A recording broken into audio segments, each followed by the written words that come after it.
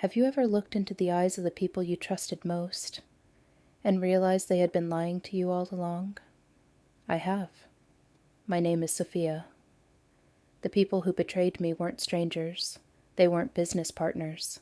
They were my own family. For years, I believed blood was stronger than anything. I was wrong.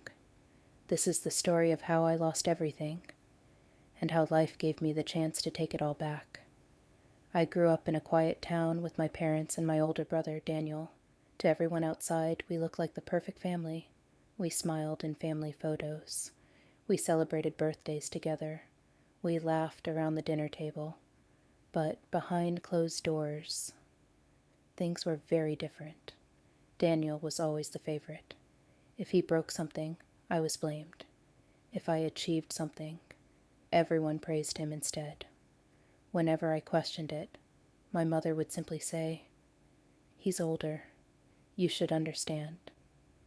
So I stayed quiet. I convinced myself that one day things would change. They never did. When I turned 23, I started a small online clothing business. I worked day and night. I packed every order myself. I answered every customer message. Within 3 years, my business was growing faster than I had ever imagined. For the first time in my life, I felt proud of myself. That's when my family suddenly became interested in me.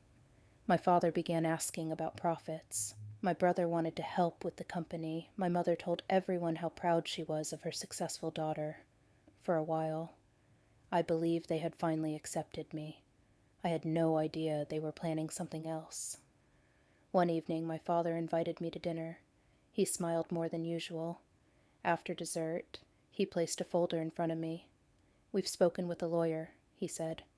"It's only to make your business easier to manage." Daniel added, "We're family. You can trust us." I didn't even read the papers carefully.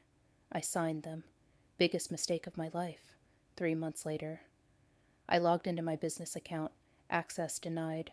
I tried again. Same message. Confused, I called my brother. He answered with a calm voice. "You don't own the company anymore." I laughed. "What joke is this?"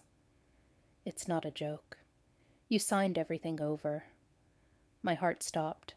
I rushed to the lawyer's office. Every signature was mine. Every document was legal. I had unknowingly transferred control of my entire company to my father and brother. When I confronted my parents, they didn't deny it. My father looked at me without emotion. "We built this family. The business should belong to all of us." My brother smiled. "You'll get over it." That smile hurt more than losing the company, because at that moment, I realized they had never seen me as family, only as an opportunity. I left the house with one suitcase, no money, no business, no home. That night, I slept in my car. I cried until sunrise, not because I had lost my company, but because I had lost my family. The next morning, I made one promise to myself. I would never beg them for anything again. If they wanted my business, they could keep it, but they would never keep my future. I found a small apartment. It was barely bigger than a bedroom. I worked freelance jobs during the day. At night, I began building another business from scratch. This time, I trusted no one. I studied contracts, business law, marketing, finance. Every mistake that had once destroyed me became my greatest teacher. Meanwhile, my family's companies slowly began to fail. They knew how to spend money. They didn't know how to earn it. Customers disappeared. Employees resigned. Reviews became worse each month, because the heart of the business had never been the name on the documents. It had been the person who built it. Me. 2 years later, my new company became even larger than the first. International customers, hundreds of employees, awards, recognition, everything I had once dreamed of, returned. Only this time, I owned every single piece of it. One rainy afternoon, I received an unexpected call. It was my father. His voice sounded older, softer. "Our business is bankrupt. We need your help." For several seconds, I said nothing. I remembered the night I had slept inside my car. I remembered every lie, every signature, every betrayal. Finally, I answered, "I'm sorry. I can't help you." Then I ended the call.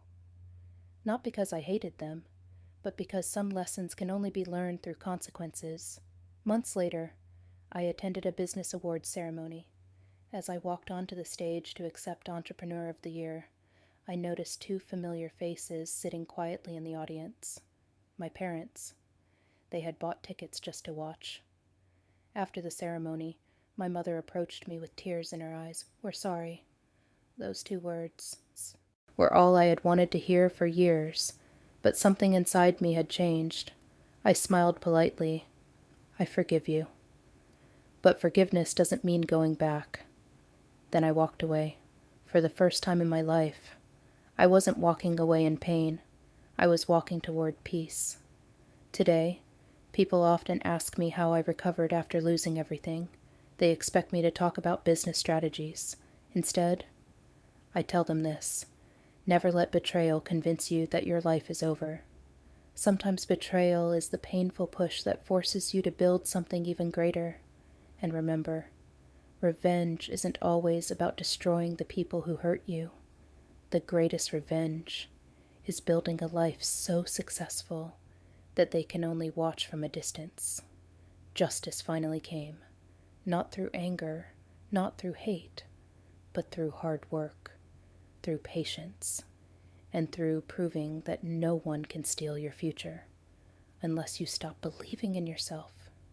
If my story taught you anything, let it be this: be kind, be careful whom you trust, read every contract before you sign it, and never allow someone else's betrayal to become the ending of your story. Because sometimes it's only the beginning. Thank you for listening. Please like, comment, and subscribe. F this channel to see more heart-touching story. See you in the next video.